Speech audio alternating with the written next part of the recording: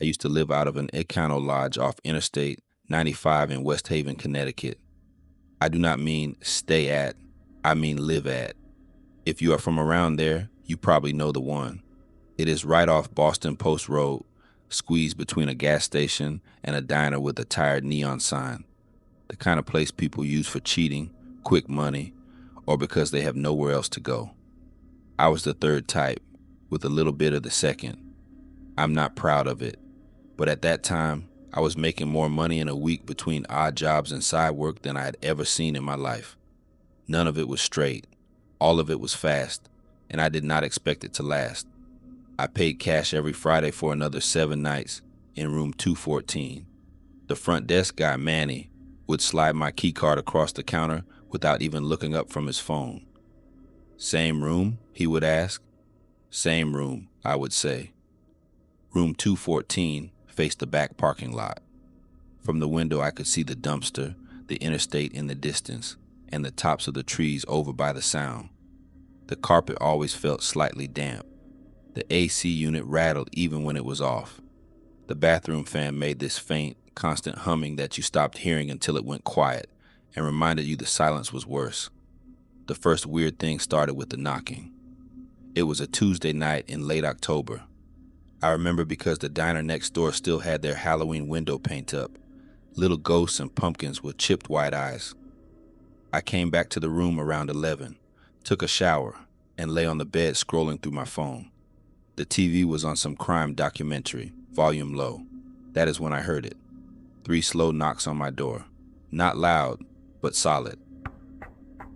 The kind of knocking that says, "I know you are in there." I paused the TV and listened. For a second I thought it came from the room next door, but then it came again. 3 knocks. Same rhythm. "Yeah?" I called out. No answer. I got up, looked through the peephole. The hallway was empty.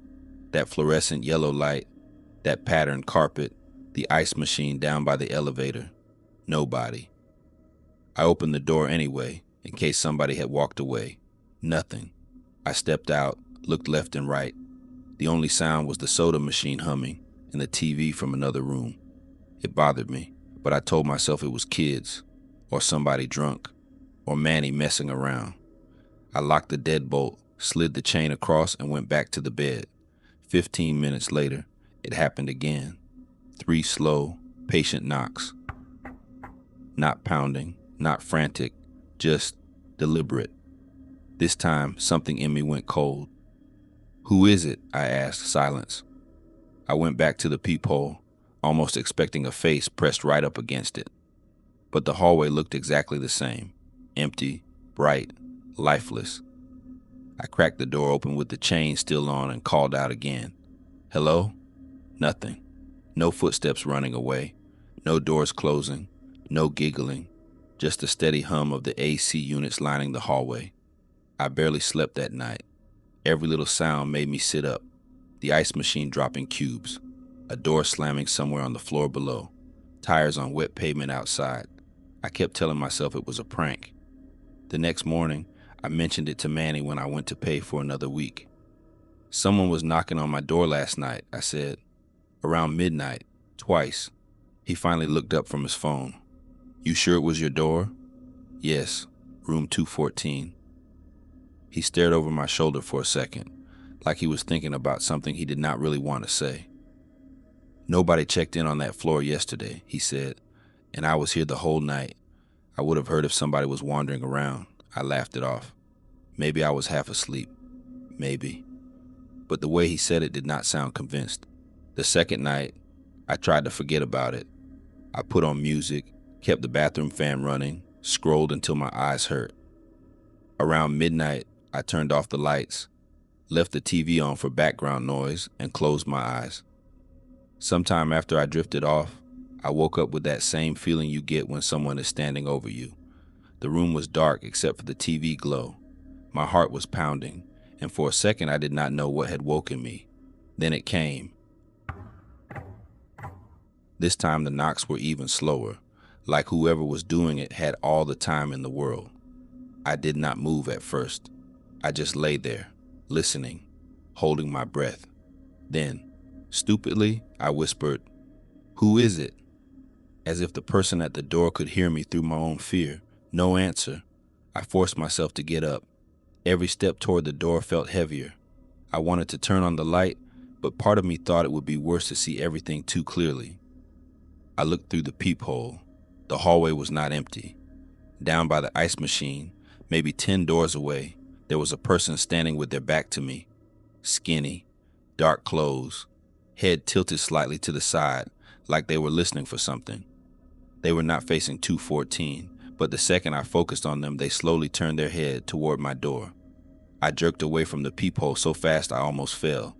Another set of knocks, softer this time. Right at my door. I did not look again.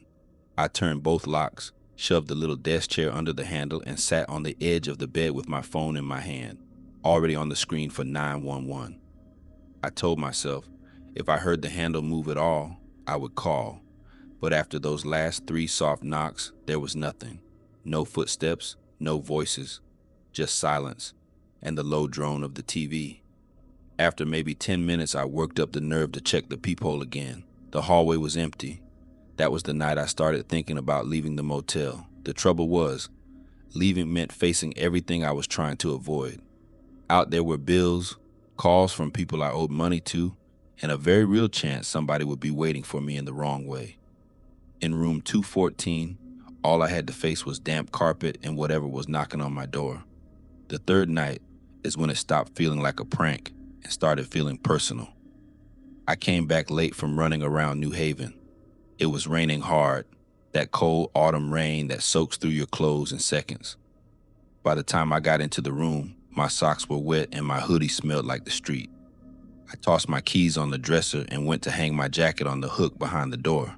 The chain lock was already slid across. I froze with my hand on the metal. I never left it like that. I always locked it from the inside right before going to bed. It was a small thing, but noticing it like that, at that moment, made my skin crawl. If housekeeping had been in the room, they would not have put the chain on. You cannot close the door from the outside with the chain across. Somebody had done that from inside and left it that way. I checked the bathroom, the tiny closet under the bed. Nothing. Just the same damp carpet and the same buzzing fluorescent light over the sink. That night, I did something I had not done since I first checked in. I pushed the little dresser in front of the door. It barely weighed anything, but it made me feel like there was one more layer between me and the hallway. I lay down fully dressed, hoodie and all, and stared at the ceiling. The knocking came at 2 in the morning. I know it was 2 because my phone lit up with the time right before the sound started. I had not even fallen asleep yet. My body felt wired, too alert, like it had been waiting. This time, the knocks did not come in a neat set of 3. They came in pairs, uneven, as if whoever was doing it was thinking between each one. Pause. Longer pause. "Stop," I said out loud. My voice sounded small in the dark. "Whoever you are, stop." The last knock was so light it almost sounded like a fingertip tapping the door instead of knuckles. Then my phone buzzed. Unknown number. No caller ID. I stared at it until it stopped ringing. A second later, a voicemail notification popped up. I put it on speaker and hit play. At first, all I heard was static. Not loud, but close, like somebody breathing into the receiver. Then, underneath the static, came a sound that made my hands go cold. Knocking, faint, but the same rhythm I had been hearing on the door. Pause. There was no voice, no words, just that pattern. I deleted the message without thinking and turned off my phone. Somehow that felt safer, even though I knew it did not change anything. The next morning, my keycard did not work. I had gone out early for coffee, just to be around people for a while. When I came back and tried the door, the little green light did not flash, just red. I tried it again, then again, until the woman from housekeeping came around the corner with her cart. "You locked out?" she asked. "Guess so," I said. She looked at my door, then at me. 214? Yes. She hesitated before using her master key. "You been hearing anything at night?" Everything in me went still. What do you mean? Like knocking, or people in the hall. She pushed the door open a few inches and stepped back, like she did not want to be the one to go in first. You heard it too? I asked. She shrugged in that way people do when they want to say yes, but they do not want the trouble that comes with it. Sometimes, on this floor, at night, if you want quiet, you should ask for the first floor. I did not move. Does it happen in this room? She did not answer. She just pushed her cart away and said, almost under her breath, Manny should not put people in 214. Inside, the room looked exactly the same. Bedspread pulled tight, window shade halfway down, bathroom door half open, everything in the exact position I had left it. Except for one thing. The chain lock was slid across from the inside again. There was no way housekeeping could have done that. The door had been closed and locked when I came up the hallway. Nobody else had gone in or out. For a long time I stood there in the doorway, staring at that chain, feeling like the room itself was waiting for me to step inside. That was the moment something in me snapped out of whatever fog I had been living in. The money, the hiding, the avoiding my real life. None of it seemed worth staying one more night in that room. I went downstairs, told Manny I needed to check out. You paid through Friday, he said. You leaving early? Yes. He looked at his computer screen, then back at me. It is Tuesday. I know. He studied my face. Did you hear it? I did not ask what he meant. We both knew. Yes, I said, 3 nights in a row. He exhaled slowly through his nose, like that confirmed something he already suspected. There was a guy who lived in 214 a couple of years ago, he said quietly. Stayed more than a month, owed people money. Cops came here more than once looking for him. One night, there was banging on his door for almost an hour. Guests complained. By the time we went up, it had stopped. He checked out in the morning and never came back. Maybe it is him, I said, trying to make a joke out of it, but my voice shook. Maybe it is whoever was knocking, Manny said. I left that afternoon, packed my duffel, grabbed my hoodie, and walked out without looking back at the second floor windows. I told myself I was overreacting, that it was just stress and bad sleep, that there were a dozen rational explanations. But even now, years later, when I think about West Haven and that Econo Lodge off Interstate 95, I do not remember the money I made or the people I met there. I remember the feeling of standing on the other side of that thin motel door, listening to someone knock who should not have known I was there at all.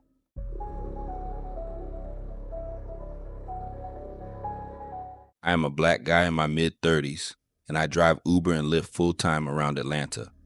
This happened last year on Old National Highway in College Park, right off Interstate 85, a few minutes from the airport. If you know Old Nat, you already know the vibe. Gas stations, dollar stores, fast food spots, hair salons, and those tired old motels that look like they have seen every kind of drama the city can produce. I'm not going to name the exact place, because I still drive past there sometimes. But if you have ever driven down Old National at night, you have seen it. 2 floors, all the doors facing the parking lot, faded paint on the railings, a sign that used to be bright and now buzzes with half the letters dead. I never planned to stay there. That night, I had been running airport rides since around 4 in the afternoon. A storm rolled in. Flights got delayed. Surge kicked in. I told myself I would stop after midnight, then after 1, then just one more trip. By about 1:30 in the morning, I was on Interstate 2, 85, fighting my eyelids. I had that heavy, buzzy feeling behind my eyes, where the road starts to blur at the edges. It scared me more than I wanted to admit. I have a kid. I have things I still want to do. Dying on the way home over an extra $60 suddenly felt stupid. So I got off on Old National, pulled into the QT, and parked under one of the bright lights. I splashed water on my face in the bathroom. I grabbed a coffee. I sat back in my car staring at the rain streaking the windshield and felt that wave of sleep hit even harder. Every part of me wanted my own bed. Another part of me was like, if you fall asleep at the wheel on Interstate 20, you are not waking up. From where I was parked, I could see the motel sign flickering down the street. I watched it for a full minute, arguing with myself. 10 minutes later, I was in their lobby with my backpack over my shoulder, smelling rain and old air conditioning. The lobby was small, with thick glass between me and the front desk, the kind of glass you see at check cashing spots. There were little flyers taped up for pizza places, bail bonds, and a handwritten note about absolutely no refunds after 15 minutes. Behind the glass, a Hispanic guy in his 30s sat on a stool, hoodie up, watching something on his phone. He paused it when he saw me. "You need a room?" he asked through the little speaker. "Yeah," I said, "just for the night. Non-smoking if you got it." He tapped on his keyboard, barely looking at the screen. "We got one upstairs. Second floor, back building, 1 bed. You got a card?" I slid my debit card under. He swiped it and handed me a clipboard. As I was filling out my name and address, I noticed something. There was a security monitor just behind his shoulder showing a grid of cameras, parking lot, stairwells, hallways. The feed for the second floor kept flickering like it was catching static. He saw me looking and moved his shoulder so the monitor was more blocked. "You got people hanging out up there?" I asked, half joking. He snorted.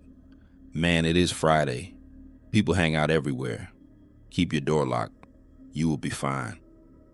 He said it like he said it all the time. When I slid the clipboard back, he printed the receipt, then hesitated with the key card in his hand. "You in 216, he said. "Second floor, backside. If anybody knocks, you call the desk first. Do not open for nobody unless you called us." "The police?" I asked. "The police are loud when they hear," he said. "You will know. I'm talking about anybody else." He slid the key under and went back to his phone like the conversation was over. I should have left right then. Instead, I walked back out into the rain with that key card in my hand, telling myself he was just being dramatic. The back building felt older than the one near the office. The stairs creaked when I went up. The hallway lights had that buzzing sound, and one of them kept blinking on and off and then staying off. The carpet looked like it had not been properly cleaned since the early 2000s. You could smell old food, bleach, and weed all mixed together. Room 216 was near the far end, facing the little side street that runs parallel to Old National. There was a soda machine humming at the corner and a busted ice machine that made a weird grinding noise every few minutes. I slid the key card, heard the lock click, and pushed the door open with my shoulder. The room hit me with a wall of cold air and that strong chemical cleaner over old smoke smell. 1 bed with one of those loud patterned bedspreads, small round table by the window, 2 chairs that did not match, television bolted to the wall, microwave sitting crooked on the mini fridge. The curtains were heavy and dark. One corner was pulled back just enough for me to see the orange glow from the streetlights and the shapes of cars moving by. I tossed my bag on the table, flipped the deadbolt, and slid the metal swing latch over. No chain, just the latch and the regular lock. The bathroom looked like every cheap motel bathroom. Beige tile, old tub with a few stains around the drain. There was a ring high up on the wall where a towel bar used to be. The sink smelled strongly of bleach, like somebody had scrubbed it extra hard. I noticed the smoke detector on the ceiling above the bed had a little red sticker over it, like maybe someone had taped it to keep it from beeping. The room was not nice, but I have stayed in worse. I set my phone on the nightstand, plugged it in, took my sneakers off, and sat on the edge of the bed telling myself I was responsible for once. I was not going to die on Interstate 20 tonight. I was going to sleep, leave in the late morning, and still get home in one piece. I left the television on low for background noise and laid back. I must have knocked out in minutes. I woke up to a sound that made no sense. The television was off. The air conditioner was off. For a second, I thought the power had gone out, but the little light on the nightstand lamp was still glowing, and I could see the red numbers on the clock. What had woken me was the door. It was not banging. It was not the handle rattling. It was the sound of the latch moving. That metal swing bar made this soft scraping noise when it slid against the metal plate. I knew what it sounded like when I put it on with my own hand. Now it was moving on its own, slow, like someone was easing the door open until the latch caught and yanked it. I held my breath and stared at the dark shape of the door. Another inch, another tiny scrape. Then a muffled thud as the latch stopped the door from opening any farther. Whoever was trying the door did not knock. They did not say anything. They just tested the door against the latch, again and again, like they were working out exactly how much force it would take. I slid my hand off the bed and reached for my phone. The screen lit up the room just enough for me to see the edge of the door pulled away from the frame that tiny bit, then closing again as the latch pulled it back. I whispered, "Hello?" Before my brain could tell me that was a bad idea. The movement stopped. Whoever was on the other side of the door went perfectly still. I could feel it more than hear it. That silent attention pressing against the wood. I was frozen. After what felt like a full minute, the door eased back into place. The latch settled. The little space of light around the frame went still again. I did not hear footsteps walking away. No shoes, no voices. Just the old building creaking and the faint sound of traffic. I forced myself to sit up and go to the door. I looked through the peephole. The hallway was empty. No shadows moving. No housekeeping cart. Just a stretch of carpet and the buzzing light over by the ice machine. I thought about calling the front desk right then, but I pictured the guy on his stool looking tired and bored, telling me it was nothing, that maybe it was another guest at the wrong door. Still, my heart was pounding. I put my ear to the door and listened. Nothing. No breathing. No shuffling, just that hum from the soda machine around the corner. I backed away and checked the locks again. Deadbolt still turned. Latch still hooked. I told myself maybe the door had not fully closed when I came in. Maybe the air conditioner kicked on and shook it loose. Old doors swell and shrink. Metal warps. That is what I told myself. I did not sleep much after that. The second thing happened about an hour later. I know because I kept checking the clock. I had the television back on, not really watching it, just letting it play late-night commercials while I lay there staring at the dark ceiling. At some point, I realized the sound had changed. The television was still on, but the soundtrack was muffled, faint, like someone had put their hand over the speaker. Then I noticed it was not the television at all. It was another television, somewhere close by, playing a different channel. I could hear the cadence of people talking. Laugh track bursts. A canned audience. It sounded like it was coming from the room next door. Room 214 or 218. Hard to tell through the walls. Normal, right? People leave the television on all night. Except the voices did not sound right. They were too low, too slowed down. Like someone had recorded a sitcom and then played it back dragged out. Every laugh stretched one beat too long. Every pause too thick. I muted my own television to make sure I was not imagining it. The muffled television kept going, voices droning on. Every now and then, a burst of laughter that made my skin crawl for no good reason. Then, underneath it, I started to hear something else. A steady rhythm, not music, not talking. It took me a second to realize it was breathing. Somebody was breathing right against the wall on the other side of my headboard. Not snoring, not panting. Just slow, deep inhaling and exhaling, like they were standing with their face inches from the wall, facing it, breathing into it. I sat up in bed. The breathing kept going, like the person had not moved at all. The slow television voices continued under it, just wrong enough to make me feel like I was listening to a conversation underwater. At that point, I grabbed my phone and called the front desk. The guy picked up on the second ring. Front desk. "Hey," I said. "I am in room 216. I think somebody is in the room next to me with the television loud, and I do not know. I keep hearing stuff by my door. Is there somebody in 214 or 218? There was a pause while he checked. 214 is empty, he said. 218 checked out earlier. You sure it is not from downstairs? I'm on the top floor, I said. Another pause. Hold on, he said. I'm going to check the cameras. Stay in your room. Keep the latch on. I sat there on the edge of the bed, phone in my hand, listening to that breathing through the wall and the warped television laugh track, telling myself it had to be coming from somewhere else. Maybe there was another room tucked behind mine. Maybe sound was bouncing weird. About a minute later, my phone buzzed again. Same number. Front desk. Yeah? I answered. What are you watching? He asked. I looked at my television. The screen was on mute, showing an infomercial. Nothing. I muted it. Why? Because your room the only one with a television on, man, he said. I can see it on the camera. Nobody in the rooms on either side. Nobody above, nobody below. You alone in that stack. I swallowed. You sure? I am looking at it right now, he said. You want to come down to the office? I can move you to the front building. Little louder, but closer to me. I almost said yes. Then I thought about dragging my bag back down in the rain and trying to go back to sleep in a whole new room. I will be all right, I lied. The noise stopped anyway, which it had. Somewhere in the middle of that call, the weird television channel and the breathing had just faded out. Keep the latch on, he said again, and hung up. The third thing is what finally made me leave.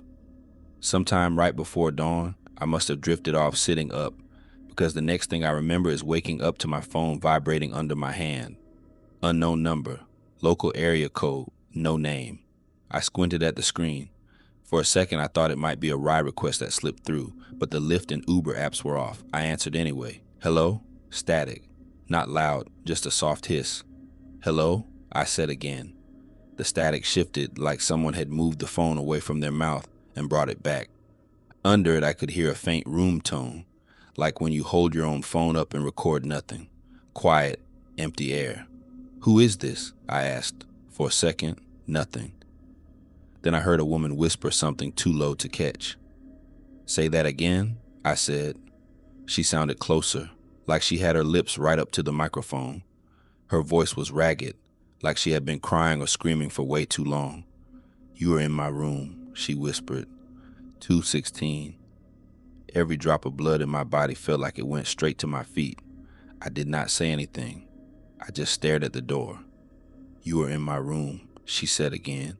Same words, same tone. No breath between. No change in volume. Like somebody had recorded the sentence once and was playing it again. The line went dead.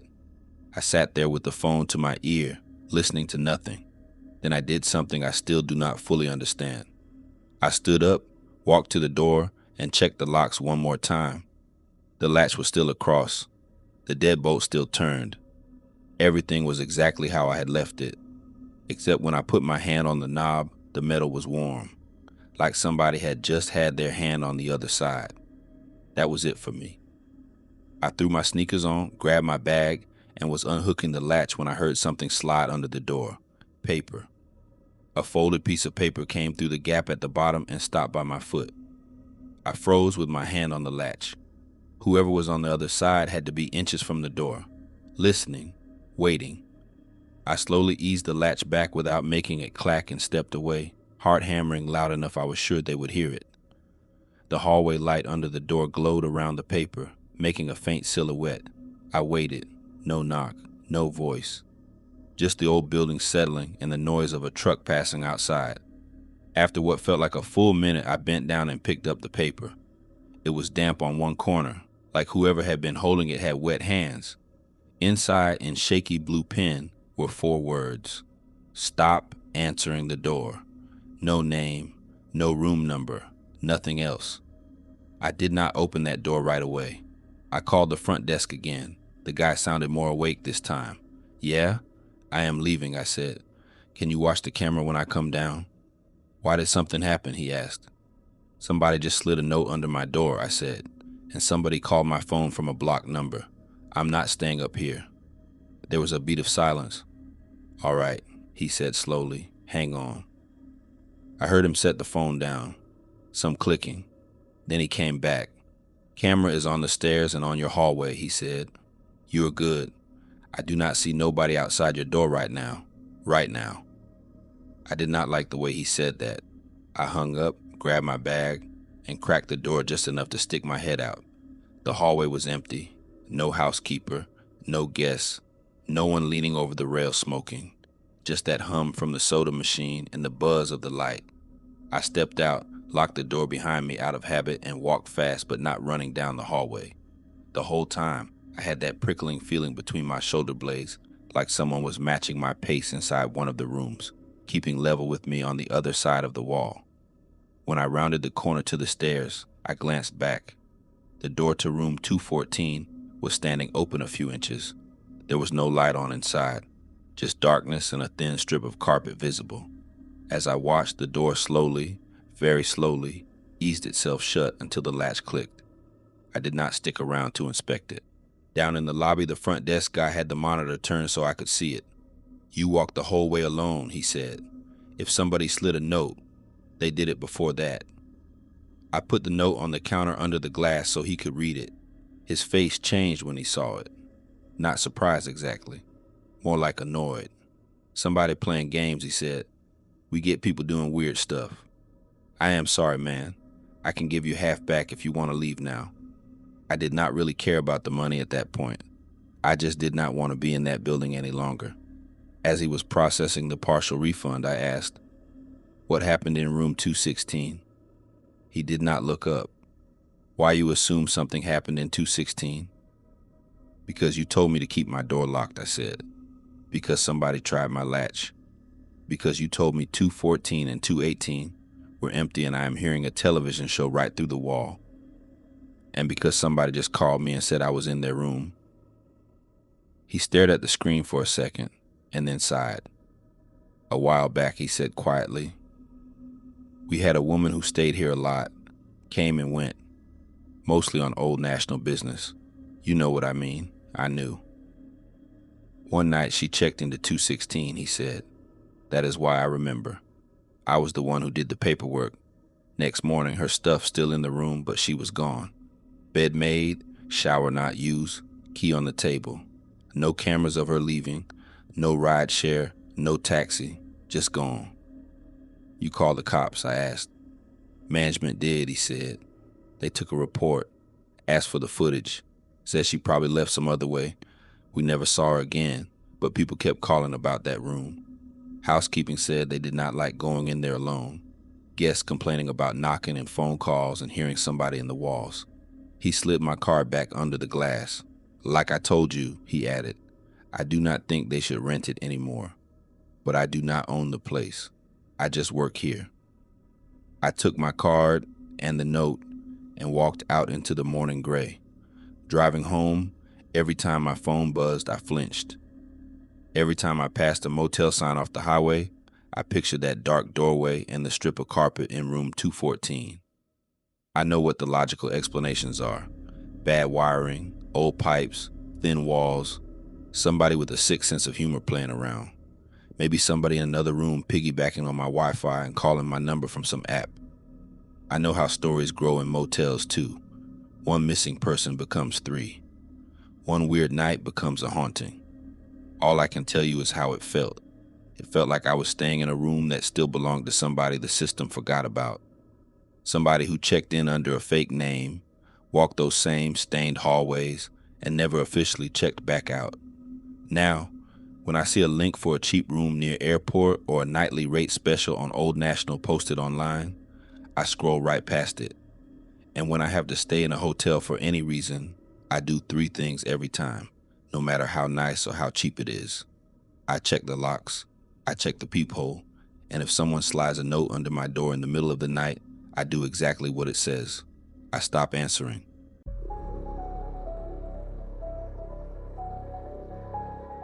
Working the overnight desk at a weekly motel off Van Buren in West Phoenix will mess with your idea of normal pretty fast.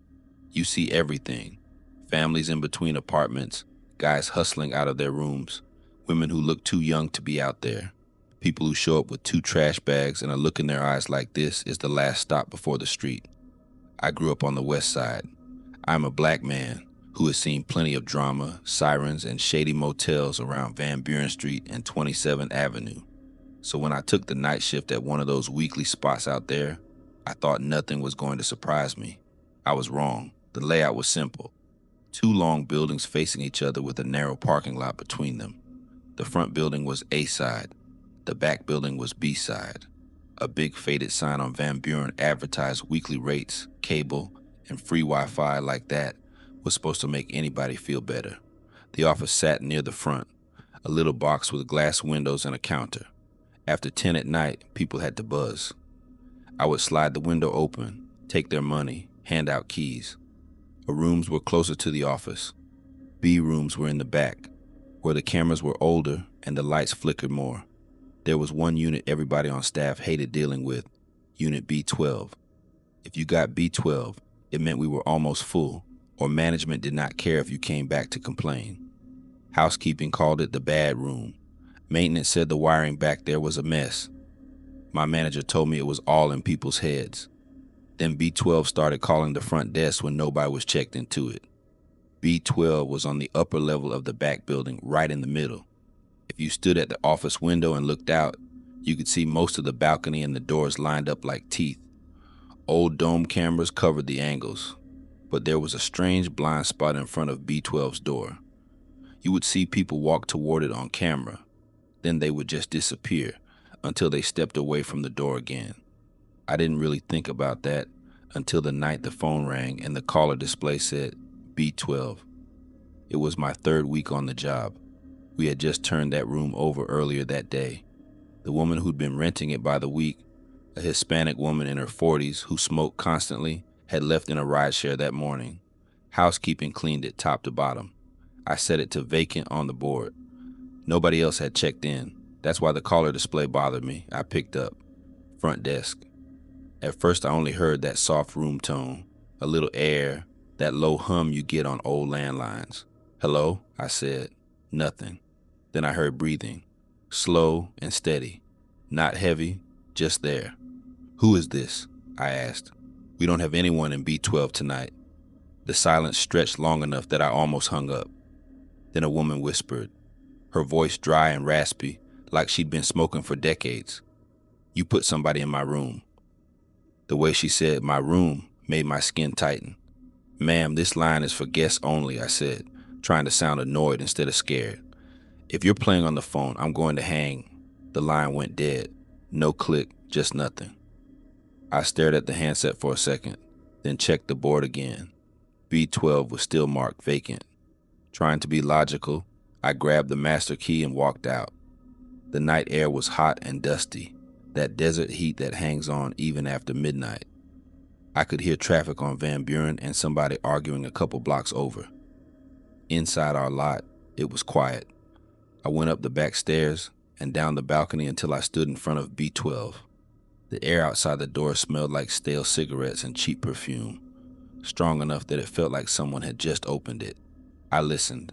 No television, no water, no movement. I unlocked the door and stepped inside. The room was empty, bed made, lights off, bathroom empty, closet empty. Housekeeping had left everything neat. The phone sat on the nightstand with the cord wrapped around it the way they always did it. I picked it up and pressed the button for the front desk. From where I was standing, I heard the phone start ringing back in the office. If I'd been looking through the office window, I would have seen the caller display say B12, so the system was wired correctly. I hung up, locked the room back, and went downstairs with this strange feeling in my chest, like I had walked in on something I wasn't supposed to see, even though the room was completely empty. In the log, I wrote it down. 1:10 in the morning, call from B12, room vacant, checked, nobody inside. The morning crew laughed when they read it. My manager told me the night shift plays tricks on your head and I needed to drink less coffee. I tried to let it go. B12 didn't. A couple of weeks later, a family came in. A black couple in their mid-30s and a little girl around 6 or 7. They looked worn out. The mother carried a laundry basket full of clothes and random groceries. The father had 2 duffel bags digging into his shoulders. They had that look people get when they've just burned a bridge somewhere else, and this is their backup plan.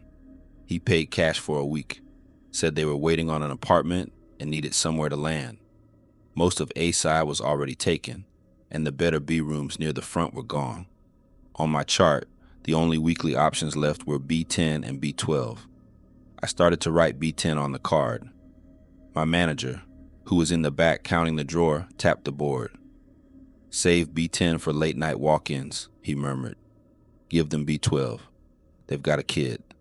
They're not going to be partying." I didn't like that logic, but I erased B10 and wrote B12. When I handed over the key packets, the little girl read the number out loud. "B12, she said. "That's my birthday month."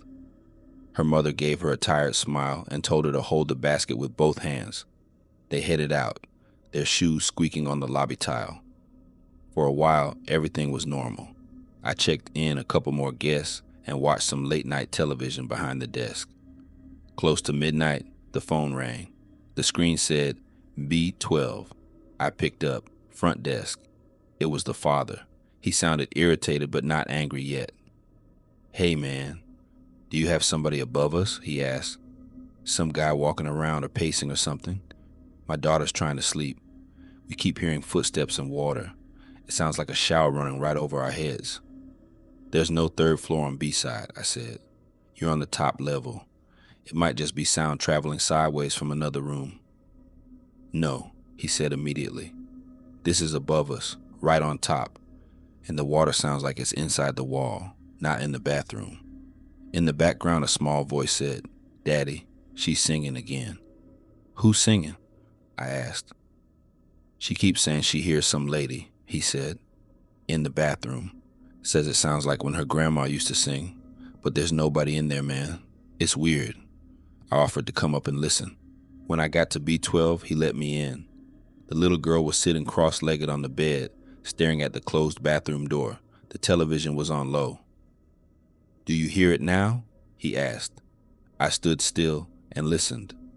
No footsteps, no water, no singing, just the hum of the air conditioning unit and the television.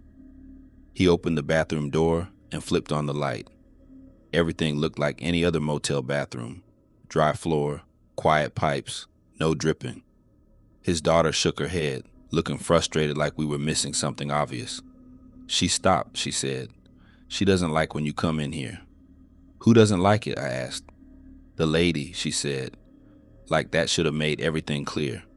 She hums in Spanish. She doesn't like when people take her room. I told them I'd have maintenance check the pipes and that we'd try to move them closer to the office if it kept happening. I tried to keep my voice steady. After they went back to getting ready for bed, I stepped onto the balcony and just stood there for a moment, staring at the number on the door. Back in the office, I wrote another line in the log. 12:30 in the morning. B, 12 reports, footsteps overhead and water in the walls. Child reports a woman singing in the bathroom. No third floor, no adjacent guests. Housekeeping didn't laugh when they read that one. One of the women made a little cross with her fingers and said, That room's been wrong since before you got here. Sunday nights were usually slow. That week, the family in B12 seemed to settle in. I saw the mother carrying loads to the laundry room. The father left early for work. The little girl played on the balcony with the cheap plastic doll when the sun was still up. Nothing else happened for a few days. Then came the night, everything went bad. It was a Sunday, going into Monday. Van Buren was still busy, but the lot felt quieter than usual. Around 11, my manager grabbed his stuff, told me to text if the cops showed up, and left me alone in the office.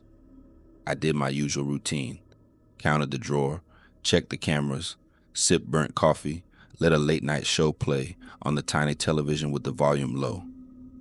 A little after midnight, a patrol car rolled through. One of the officers, a tall Hispanic guy who'd been working that area forever, came in to use the bathroom. You hanging in there out here? He asked, drying his hands. Same as always, I said. Families, drama, people trying to make it to Friday. You ever hear anything about Unit B12? He stopped halfway to the door. B12? He repeated, raising an eyebrow. Yeah, I said. Middle of B-side upstairs. He nodded slowly. That place used to be a magnet, he said. We pulled more people out of that doorway than I can remember. Warrants, drugs, domestic stuff. There was one girl working out of there who went missing. We never got a straight answer about whether she left on her own or something happened to her. After a while, I told the owner they should just brick that unit up. He shrugged like he was talking about a bad parking space. Why? He asked. You getting calls from up there? Just some weird noise complaints, I lied. Pipes, television. He gave me a look that said he didn't fully buy that, but he didn't press. If you see something you don't like, he said, call us before you try to be a hero. He left. The red and blue lights washed across the lot, Then the street went back to that dull orange from the old streetlights. I stared at the monitor showing B-side for a long time after that. It was a little after 3 in the morning when everything really went sideways. The first call was an outside line. Some guy asking about our weekly rate. I answered, gave him the price, and hung up. The next call came in so fast it almost overlapped the first one. The caller display didn't show a room number, just line 2. Front desk, I said. Silence. Just that faint room noise again, like someone was holding a receiver in an empty room. Hello? I said. The line clicked off. A couple of minutes later, the phone rang again. This time the screen flashed B12. I picked up more slowly. Front desk. A little girl's voice whispered, "She said you're not listening." My mouth went dry. "Who is this?" The girl giggled. It sounded wrong, not like a normal kid's laugh. It was too flat and too clean, like someone had pressed a button to play a sound clip. "She said you keep putting people in her room," the girl said. "She said that's not fair." "Are you the little girl from B12? I asked. "Put your dad on the phone for me." The giggle stopped in the middle of the sound. The line went dead. I hit the callback for B12. It rang and rang. Nobody answered. I was just about to grab the keys when someone started pounding on the office door so hard the glass rattled. I almost jumped out of my chair. It was the family from B12. The father, the mother, and the little girl were all in pajamas and slides, eyes wide like they'd been running. "We're done," the father said through the glass. "We're leaving right now. I don't want to argue about a refund. We'll sleep in the car if we have to." He slid the key packets back under the window with a shaking hand. "What happened?" I asked. The mother answered first, her voice trembling. "She woke up screaming," she said, nodding at the daughter. "She said the lady was sitting on her feet." The little girl had her face buried in a stuffed animal. The father took over, talking fast like the words were trying to get out of his mouth before his nerves caught up. "We locked that door," he said.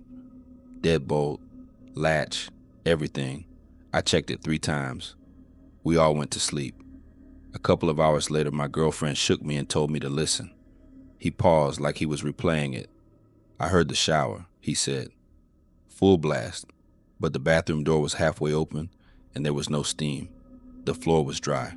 I went in there and turned the handle. The water wasn't on, but the drain," he shook his head. "The drain was making this sucking sound, like somebody was standing on it." The mother's voice dropped almost to a whisper. "While he was in there," she said, "the bed dipped, right where my daughter's legs were. I watched it. It looked like somebody heavy sat down, but there was nobody there.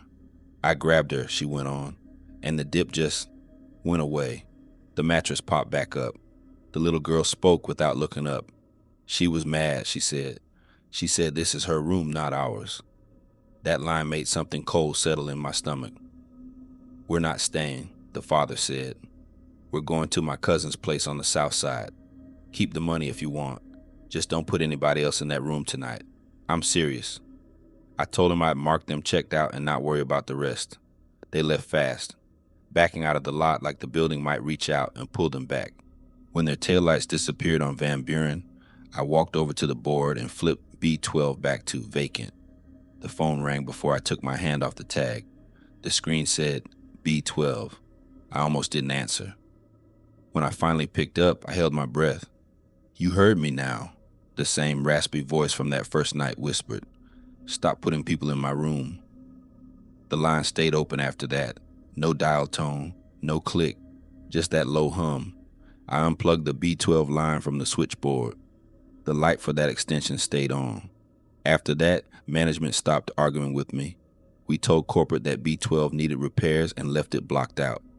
Every time the place got crowded and someone tried to override it, I slid the logbook across the counter and pointed at the entries. "Put them in B10, I'd say. Trust me." Housekeeping started going in groups. They cleaned B12 with 2 or 3 people in the room at once. Music playing on someone's phone, talking the whole time like they were trying to fill up every bit of silence. Strange things kept happening in there. Fresh lip prints showed up on the bathroom mirror in dark red lipstick even after they scrubbed it. The same shade of lipstick reappeared faintly on the pillowcase even after they changed it.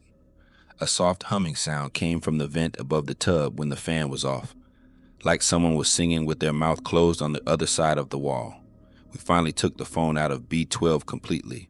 We unplugged it, pulled the cord, and left the dead bass sitting on the nightstand. It didn't matter. Once or twice a week, usually around 3 in the morning, the board at the desk would flash B12 and ring exactly 3 times.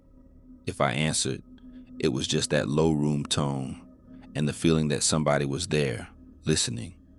One night, I stopped pretending I wasn't scared. When the light blinked and the line rang, I picked up and said, "Okay, I'm listening. What do you want?" For a long moment, there was nothing. Then very softly, I heard a woman humming the same simple melody the little girl had hummed that first week. It was plain and sad, looping over and over, like somebody stuck replaying the same moment.